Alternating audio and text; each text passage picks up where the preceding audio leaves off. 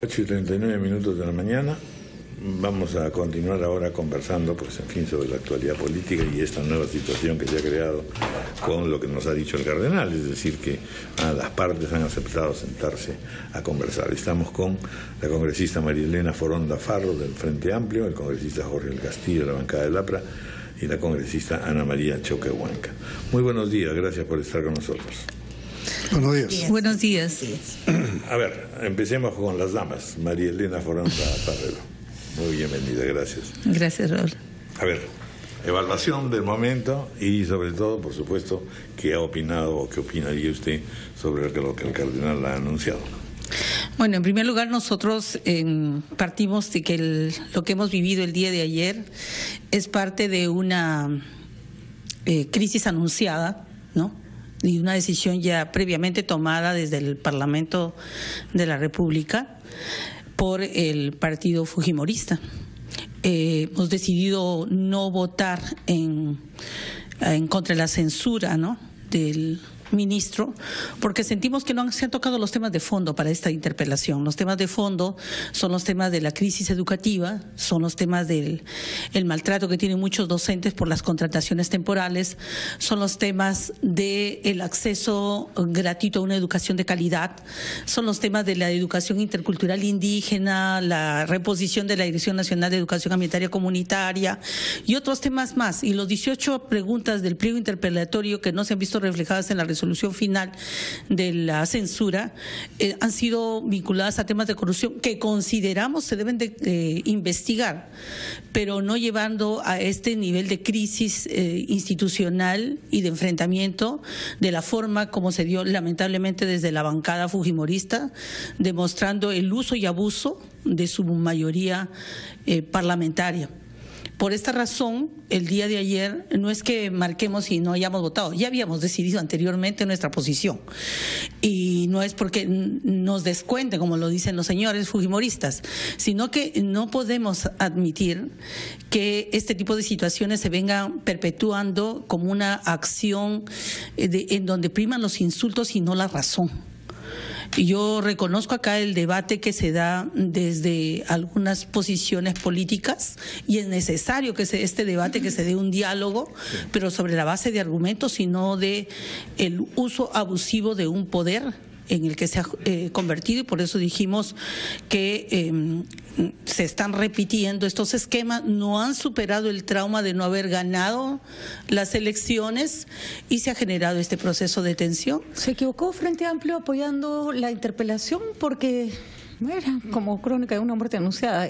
Se notaba que ahí iba a empezar una campaña que no iba a parar hasta la censura. Se le criticó mucho a Frente Amplio que en ese momento no pareciera que Frente Amplio fue acomodando su postura de acuerdo al grado de indignación de la calle. Lo que nosotros acordamos en la primera legislatura que tuvimos donde se tocó este tema es que habían elementos para poder mejorar el proceso educativo y tener un diálogo político con el ministro de Educación. Pero eso no y era los temas de fondo, pero no blindarlo, sino abrir un proceso de evaluación más crítica sobre los temas políticos en el sistema educativo y no tampoco satanizarlo. Hay cosas positivas que se han hecho y yo creo que esas cosas positivas hay que ponderarlas en su dimensión. Yo respeto las decisiones que se han tomado desde los partidos, pero lo que me parece es que ha habido una satanización frente al ministro de Educación y han utilizado esta argumentación para no ir a otros temas que son las cuotas de poder que el fujimorismo quiere tener siempre para presionar y lograr posiciones favorables también dentro de representación en algunos espacios del Ejecutivo. La congresista Ana María Choquehuanca, ¿qué opina usted de lo que nos ha dicho el cardenal esta mañana? Bueno, yo saludo la decisión de la señora Keiko Fujimori. Creo que la democracia, y siempre he creído eso, por eso estoy aquí en el Congreso, la democracia es algo muy grande. La democracia no va de la mano con los intereses personales, con los sentimientos personales. Cuando nosotros llegamos a ocupar espacios como este, públicos, políticos, donde nosotros tenemos en nuestras manos decidir ese cambio, generar ese cambio que necesita el país. Bueno, el cambio lo necesita, está en varias manos, no solamente en ustedes, ¿no? Claro, en varias manos. Si no, se van a sentir demasiado poderosos. No, absolutamente, porque sin la sociedad civil nosotros tampoco hacemos nada. Eso lo reconocemos. Pero yo saludo porque creo que hemos llegado a un punto tan crítico en el que estamos volviendo a retroceder en lo avanzado. Nosotros habíamos avanzado en el Congreso, cada uno desde su lugar tratando de cambiar de pronto esa imagen deteriorada que el Congreso tenía y que yo misma la criticaba cuando estaba enfrente, cuando estaba en el sector privado, donde nosotros veíamos un Congreso realmente que no abonaba, no aportaba y no justificaba nada de lo que recibía. Entonces creo que ahora se abre esa posibilidad. Yo espero que los resultados realmente sean buenos, que se deje a un lado ya el resultado de campaña, porque sí es cierto, la campaña ya terminó hace muchos meses y lo que tenemos que empezar a trabajar es el tema, por ejemplo, del crecimiento económico en el país. Son temas mayores, la verdadera atención hacia lo que significa la educación, el tema de la salud. Hay muchos temas que tenemos que abordar al margen del trabajo que podemos estar desplegando de repente en el campo legislativo, que es la tarea que nos compromete, que nos compete allá. Hay otros temas que hay que seguir moviendo, trabajando. Cada día que pasa es un día perdido y creo que tenemos ya que empezar a marcar un verdadero cambio de parte nuestra y de parte de nuestras actitudes en el Congreso de la República. Congresista Jorge del Castillo, recurro a su larga experiencia política para hacer una evaluación exactamente del momento, a partir de lo que acaba de declarar el cardenal, y que posiblemente pues se inicie una fase que también va a requerir la capacidad de tranquilidad y de concordancia, de capacidad de decir, bueno, qué cosa es en lo que medularmente podemos estar de acuerdo o debemos estar de acuerdo, y en dónde sí, por supuesto, caben diferencias, pero en definitiva, qué cosa es lo que se puede, aparte de hablar del acuerdo nacional, aparte de hablar del diálogo nacional y ahora de este encuentro amical prenavideño, independientemente de todos esos detalles, qué es lo medular a lo que nosotros debemos tratar de llegar. Sí, muchas gracias por la invitación. Un saludo a todos los que estamos en la mesa. Gracias.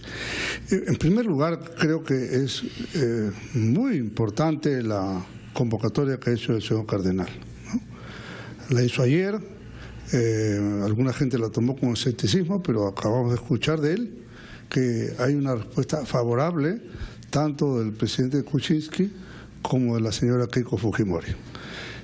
Por tanto, hay que saludar también la respuesta de ellos. Me parece que es importante y responsable por ambas partes.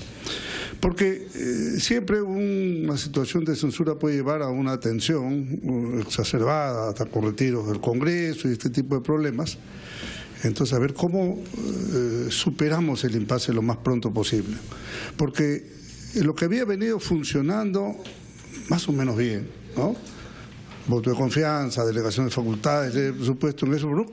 Tiene una bruta caída. Son formalidades que son inevitables, ¿no? Eso es lo que normalmente se aceptan. Pero la delegación de facultades no era necesariamente inevitable, ¿no es cierto? Y la ley de presupuesto casi nunca ha sido aprobada en el presupuesto en la forma como se ha hecho ahora, ¿no? Lo cual está muy bien. Pero lo que quiero decir, hay que recuperar esa línea, ¿no?, de buena gobernabilidad y de buen entendimiento. Si esta reunión en casa del señor cardenal, entre dos líderes del país, si después se suman otros, no sé, ya veremos, pero ahora la atención está puesta allí. Creo que si esto ayuda a recuperar un nivel de entendimiento que nos dé mayor estabilidad política, que sin duda es la base para poder impulsar política de inversiones, generación de confianza, ¿no? Creo que esto es elemental, o sea, ya está por terminar la fase en la que se van a expedir los decretos legislativos. Se entiende, y ustedes vamos a escuchar en unos minutos al ministro de Economía, se entiende que ahora en enero debemos correr un poco más rápido en la recuperación económica del país. Pero si no hay la base de confianza y estabilidad política, posiblemente toda expectativa económica quede ahí nomás en expectativa. Entonces, y esto no son palabras al viento, necesitamos recuperar una cota de crecimiento económico de mayor trascendencia, sin ninguna duda, si es que no queremos seguir arrastrando la brecha social, digamos, ¿no? Entonces, me parece que este es un primer paso fundamental. Han habido ámbitos en que se podía dialogar, pero el diálogo de repente resulta muy amplio y gaseoso. Creo que esta conversación que nos puede llevar además a temas muy concretos. Ejemplo, el gobierno debe tener el mejor criterio para proponer un ministro de Educación, que ojalá pueda ser una persona que tenga el mayor consenso posible. Eso sería lo ideal. Si esto fuera así, creo que la política educativa, que no hay que perderla, ¿no? La reforma educativa, incluyendo la universitaria, creo que es un tema que hay que llegar al más alto consenso, el mejor nivel de concertación para hacerla viable primero, ¿no? Y para evitar las controversias que parece que en alguna forma han estado alrededor del tema. Cuando yo comenté acá con ustedes mismos en este panel que estas cosas universitarias y otros elementos estaban alrededor del tema, así no sean mencionados en la interpelación, era porque son hechos, pues uno no va a tapar el sol con un dedo, ¿no? Entonces, si eso era una causal, hay que superar, pero para bien la causal, mejorarla, ¿no? Evitando las partes negativas. Entonces, en resumen, bien por el cardenal, bien por las personas que el presidente y la señora Fujimori, y espero que ahora sea bien por las conclusiones iniciales que se tomen. No esperamos un listado grande, esperamos 2, 3 puntos, ¿no? ¿Cuáles son los otros, además del tema educativo?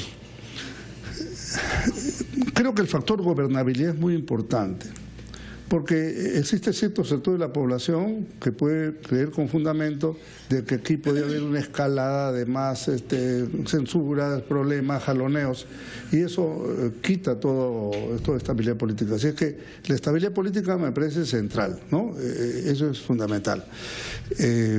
Y el tema económico me parece también bien importante, ¿no? Y la seguridad, diría yo. Ya está en su camino, pero creo que si uno le pone más consenso político y más liderazgo en esos dos temas, creo que podremos tener mejores resultados, ¿no? Y el APRA también va a tener su conciliador en particular para los... ha quedado un poquito golpeado después de la censura. Fíjese, el APRA no creo que haya quedado golpeado. No. Más bien, el APRA como institución estamos intentando que retome el camino de su propia identidad, ¿no? Y que no tenga que ser furgón de cola de nadie, Eso me parece muy importante. Por eso voté como voté. ¿Usted quería intervenir? Sí, y yo quería intervenir sobre la segunda parte de la pregunta en la que mis colegas parlamentarios también han dado su punto de vista. Yo también saludo esta actitud de diálogo que hay entre las partes para evitar profundizar una crisis que ya existe y que es evidente, no la podemos ocultar. Pero considero de que así como se da este primer paso de diálogo en la casa, y me parece genial el título de la Ven a mi casa una Navidad, como ya lo había dicho antes Raúl, en este contexto de paz y de reconciliación, también debe darse el siguiente paso, porque no solamente son dos fuerzas políticas las que están dentro del Parlamento. Está también el Partido Aprista, está APP, esta Acción Popular y este propio Frente Amplio.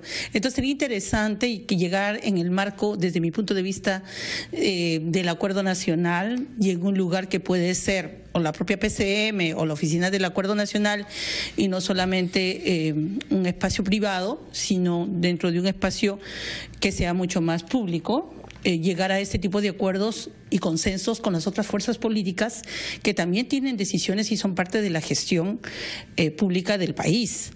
Y a partir de ahí trazar objetivos y consensos que nos lleve, por ejemplo, a ver temas que son no solamente de la agenda de corto plazo, sino de mediano y largo plazo, ¿no? Como los conflictos socioambientales que tenemos, como el tema del derrame del petróleo, como el tema de las demandas laborales largamente postergadas por los trabajadores a partir de esos famosos service, que desde mi punto de vista son violatorios de los derechos básicos que tienen los trabajadores, como la propia revisión, que yo sí coincido mucho con la señorita que está conduciendo el programa ahora, en que no solamente hay que serlo, parecerlo, sino también serlo. Y si el Congreso quiere recuperar su credibilidad, se tiene que tener gestos y modificaciones que se tiene que conversar con los trabajadores para hacer una reforma real de cosas que no se están, que están generando un descrédito dentro del Parlamento. Yo, por ejemplo, les comentaba a ustedes fuera del micrófono que en este tema de la decisión de las canastas no ha habido un acuerdo multipartidario. Eso ha sido una decisión de la mesa directiva desde el mes de octubre. Y no es el tema de las canastas, es el procedimiento, es el tema de las licitaciones públicas, porque si queremos luchar contra la corrupción, tenemos que empezar también por mejorar esos procesos dentro del Parlamento de la República y de quienes tienen una responsabilidad política, que en este caso es la mesa directiva y la presidenta del Congreso. ¿Usted quería intervenir también, señora? Sí, quizá bueno, es cierto, o sea, yo pienso también que tiene que haber un consenso entre todas las fuerzas políticas, pero el tema crucial, vital, y yo creo que lo que va a marcar el inicio de todo esto, si es esta situación de encuentro que se va a generar entre nuestro presidente Pedro Pablo Kuczynski y la señora Fujimori. ¿Y por qué? Porque es vital, porque es crucial, porque ellos tienen la mayoría legislativa. Y nosotros, si bien es cierto, hemos podido consensuar, porque eso no lo puede negar nadie. Han habido consensos, han habido conversaciones entre nosotros y ha habido una buena relación.